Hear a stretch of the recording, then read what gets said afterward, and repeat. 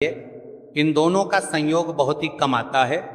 इसी के साथ में गुरु ने शिव पुराण कथा में बताया है कि इस दिन आपको एक 3 तुलसी पत्ते वाला उपाय तो आपको अवश्य ही करना चाहिए, क्योंकि ऐसा दिन पूरे साल में सिर्फ एक ही बार आता है। और आप सभी लोग जानते हो कि पूछा पत्र की बाद पूछा पत्र की बन जाता है। गुरुवार का अगर सबसे बड़ा कोई उपाय है तो वह 3 तुलसी पत्ते वाला उपाय। तो आश्विन माह की चतुर्थी व्रत के दिन आप लोगों को इस 3 तुलसी पत्ते वाला उपाय को जरूर करना।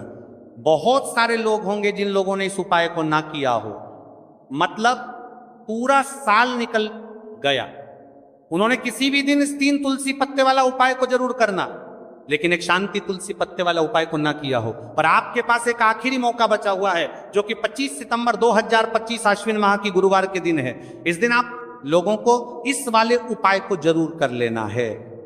भले ही आपने पूरे महीने भर इस उपाय को ना किया हो, पर अगर आपने इस आश्विन माह के चतुर्थी व्रत के दिन अगर इस वाले उपाय को कर लिया, तो आपको इसको लेकर अपने उपाय को करने का वह फल मिलेगा जिसकी आपने कभी कल्पना भी नहीं करी होगी। इसीलिए आप लोग इस वाले उपाय को एक बार जरूर कर लेना है, ताकि आप लोगों के हाथ से यह मौका ना जा सके और आपको इस उपाय को करने का फल मिल सके। जी, इस उपाय को आज हम आपको बहुत अच्छे से समझाना ये वाले हैं। इस वीडियो को देखने के बाद इस उपाय को समझने के लिए आपको कोई और वीडियो को देखने की जरूरत नहीं पड़ेगी। तो चलिए उपाय को शुरू करते हैं। देखिए, यह इस आश्विन माह के चतुर्थी व्रत के दिन ये इतना खास होता है, इतना महत्वपूर्ण होता है, देखा गया है। कभी कभी बड़े बड़े पूजा पाठ अनुष्ठान से जो मनोकामना पूर्ण नहीं होते, वो आश्विन माह की चतुर्थी व्रत के दिन एक छोटे से उपाय करने से ही आपकी मनोकामना पूर्ण हो जाती है। और बहुत सारे लोगों ने इस उपाय को किया भी है और उनको इस उपाय को करने का फल भी जरूर मिला है। अगर आप लोग भी इस उपाय को करना चाहते हैं तो आप इस उपाय को पहले अच्छे से समझ लेना, सुन लेना, उसके बाद करना। आपको इस उपाय का फल जरूर मिलेगा। और इस उपाय को कर लेने से आपके घर में चाहे किसी भी प्रकार की दुख और समस्या क्यों ना चल रही हो, आपको उसका कारण भी नहीं पता है कि भाई ये समस्या किस कारण से चल रही है, उसका कुछ भी आपको कर लेने कर्मी है। कारण हो सकता है जैसे पितृदोष हो सकता है, या किसी भी तरह का मंगल दोष भी हो सकता है। तो इस दिन आप लोगों को ये वाला उपाय कर लेना है। ये एक ऐसा उपाय है जिस उपाय को अगर किसी विशेष दिन पर किया जाए तो भाई उस विशेष दिन का जो है वह तो हमें मिलता ही मिलता है। हाँ, पर हमने उस दिन पर इस उपाय को किया है तो हमें उससे भी बड़ा फल मिलता है, और फल बहुत जल्दी मिलता है, क्योंकि आप इस उपाय को बहुत ही बड़े और विशेष दिन पर कर रहे हो। तो चलिए अब उपाय के बारे में बात करते हैं, लेकिन उससे पहले आप लोगों को यह जानना आवश्यक है कि आखिर ये उपाय ये करना है, किसको करना है और कैसे करना है। तो चलिए हम आगे आपको वीडियो में एक एक करके बता देते हैं। लेकिन उससे पहले अगर आप लोग हमारे चैनल पर पहली बार आए हैं या फिर मेरी आवाज आज पहली बार सुन रहे हैं, तो हमारे चैनल को सब्सक्राइब जरूर करता है। लेकिन आपने पहली पर वीडियो को लाइक करके कमेंट बॉक्स में श्री शिवाय नमस्तुभय ओम नमः शिवाय जरूर टाइप कर देना। तो इस 3 तुलसी पत्ते वाला उपाय को हमें इस आश्विन माह की चतुर्थी व्रत के दिन कैसे करना है, किसको करना है, किस समय करना है और कहां पर करना है, ये सारे सवालों के जवाब आपको इस वीडियो में मिल जाएंगे। और जो ये वीडियो देखेगा भाई, उसको 3 तुलसी पत्ते वाला उपाय जरूर करना चाहिए, क्योंकि इस दिन तुलसी पत्ते का भी बहुत ही बड़ा और विशेष महत्व होता है। चाहे 3 तुलसी पत्ते वाला उपाय की तो या सोने पर सुहागा वाली बात हो जाती है, और ये एक बहुत ही बड़ा उपाय हो जाता है इस आश्विन माह की गुरुवार का। तो अब इस 3 तुलसी पत्ते वाला उपाय को आखिर करना किसको है, सबसे पहले हम लोग वो बात जान लेते हैं। तो देखो, घर की जो बड़ी माताएं बहनें होती हैं, उन माताओं बहनों में से कोई भी एक बड़ी माता बहन इस वाले उपाय को कर सकती है। और अगर आप चाहें तो अपने घर में से सभी सदस्यों को भी इस उपाय को करवा सकते हैं। अगर किसी व्यक्ति की खुद की कोई मनोकामना है, खुद की कोई दुख और परेशानी है जो कि वह अपने लिए ही करना चाहता है, इस वाले उपाय को तो वह खुद अपने लिए भी कर सकता है। बाकी अगर कोई घर में से ऐसा है जो कि अपने पूरे घर परिवार की सुख और शांति के लिए या वाला उपाय करना चाहता है तो भाई वह भी कर परिवार की सुख और कर पाए सकता है, उसमें भी कोई दिक्कत वाली बात नहीं है।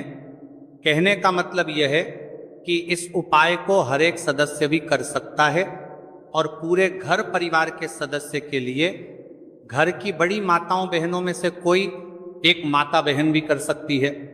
माताएं बहनें अगर घर में उपस्थित ना हो या वाला उपाय ना कर पा रही हो तो फिर घर का कोई बड़ा सदस्य भी इस 3 तुलसी पत्ते वाला उपाय को कर सकता है, चाहे फिर वह पुरुष ही क्यों ना हो, उसमें कोई भी दिक्कत वाली बात नहीं है। उसके बाद में जो अगला प्रश्न निकल कर आता है वो ये आता है, इस उपाय को लेकर के आखिर इस उपाय को हमें किस समय करना है, समय के समय करना है कि शाम के समय करना है। तो देखो इस वाले उपाय को आप लोग सुबह के सबसे उत्तम समय कौन रहेगा इस 3 तुलसी पत्ते वाला उपाय को करने का, तो हम आपसे बस यही कहेंगे कि इस उपाय को आप सुबह के समय करेंगे तो ज्यादा बेहतर होगा। बाकी अगर प्रदोष काल शाम के समय भी करेंगे तो भी अच्छा होगा, उसमें कोई भी दिक्कत वाली बात नहीं है। तो अब जो अगली सबसे बड़ी और महत्वपूर्ण बात आती है वह ये आती है कि सुबह अगर हम उपाय को करेंगे तो हमें कितने बजे से लेकर कितने बजे तक के बीच में करना है, और शाम के समय प्रदोष काल में करेंगे तो हमें कितने बजे से लेकर कितने बजे के बीच में करना है। तो देखो सुबह जितनी जल्दी हो सके आप उपाय को करने की कोशिश करना। बाकी अगर किसी कारणवश लेट भी हो जाओ, थोड़ी देर भी हो जाए तो 10 या 11 बजे तक भी आप उपाय कर लेना, और 12 बजे से ज्यादा देरी ना हो। ठीक है, इस बात का ध्यान रखना। उसके बाद में अगर शाम के समय प्रदोष काल की बात करें, प्रदोष काल का जो समय है होता है वह शाम के 6 बजे से शुरू हो जाता है।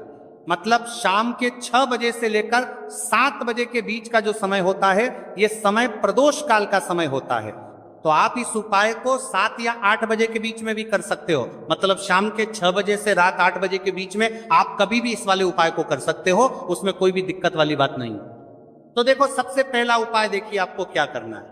देखिए आश्विन माह के दिनों में विशेषकर भगवान शिव और माता पार्वती और विष्णु भगवान का पूजन किया जाता है।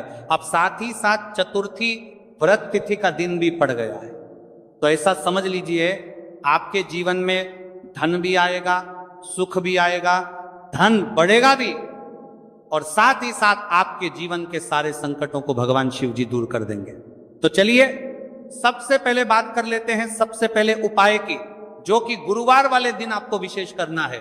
और इस उपाय को करने से आपकी कोई भी ऐसी इच्छा, कोई भी विश जो अभी तक अधूरी है, पूरी नहीं हो रही है, तो आपकी बड़ी से बड़ी विश और मनोकामना भी पूरी हो जाती है।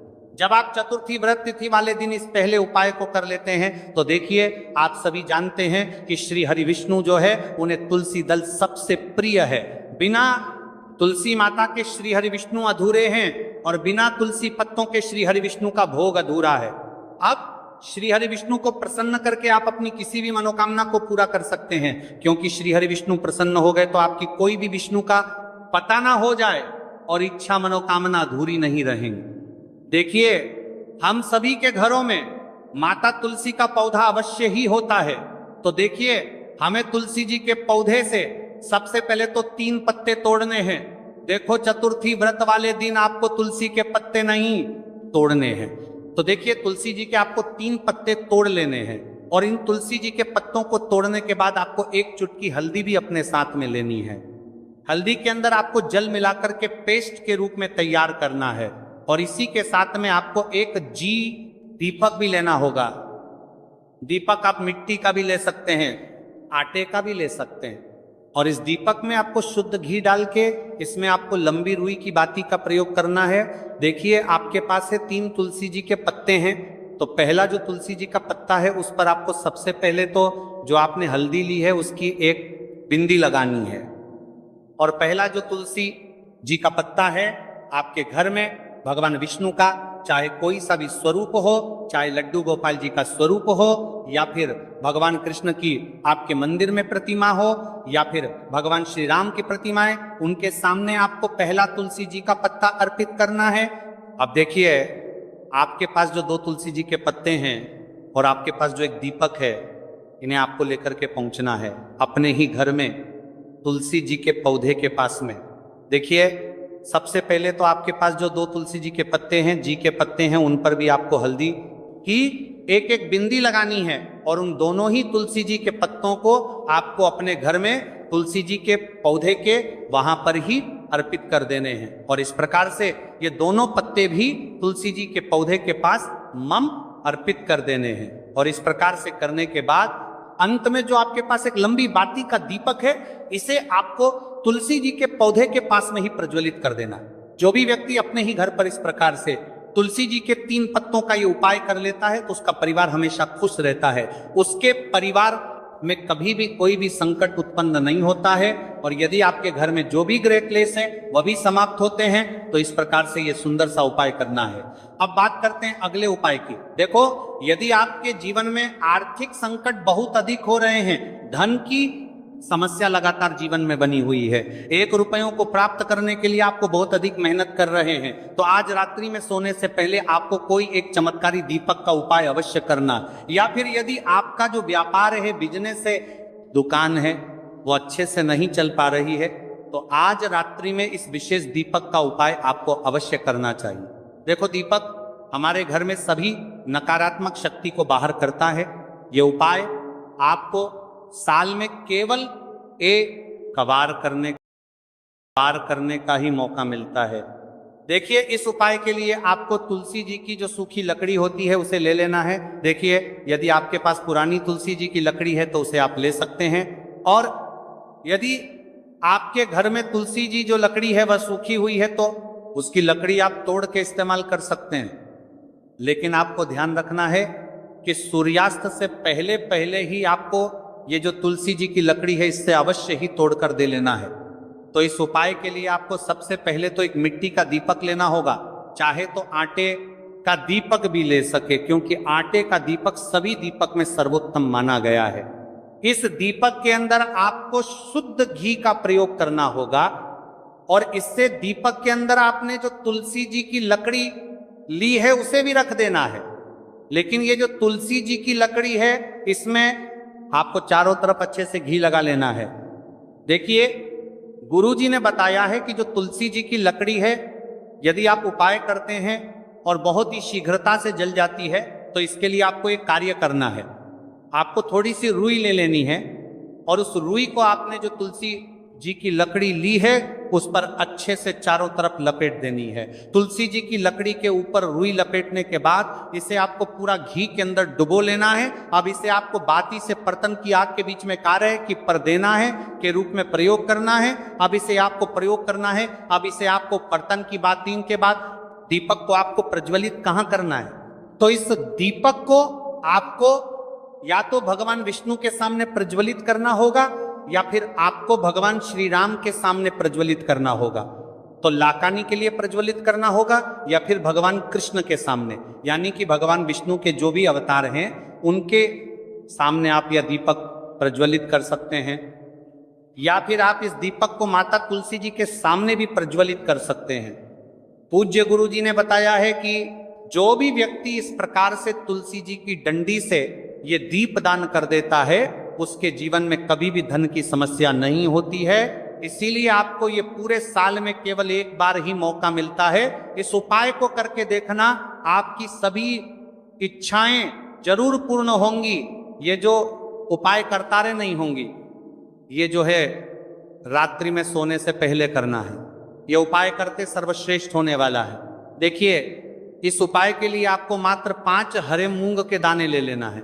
देखिए, तिथि है और ये गुरुवार के दिन पड़ रही है, इसीलिए आपको 5 हरे मूंग के दाने लेना है। हरे मूंग के दाने लेना है।